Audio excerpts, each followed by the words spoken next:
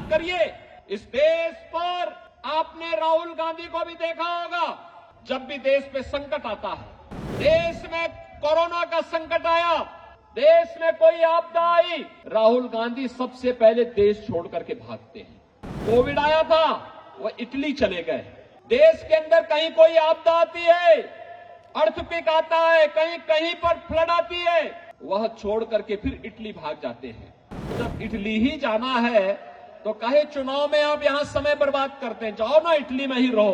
बहनों और भाइयों, ये वही भारत है जिसने 10 वर्ष के अंदर लोगों को दिखाया है कि देश की विपत्ति में कैसे सहयोग किया जाता है।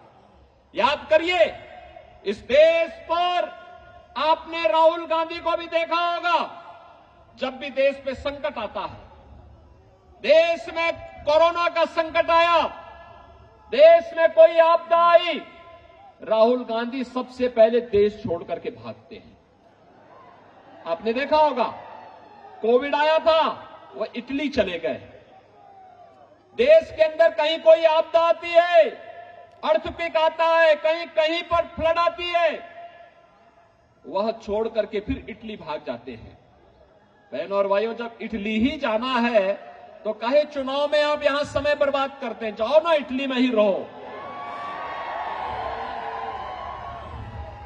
भारत के बाहर जाएंगे, भारत की निंदा करेंगे, और भारत के अंदर आएंगे तो भारत को ऐसे बनाने का प्रयास करेंगे जैसे इनकी बपोती हो भारत।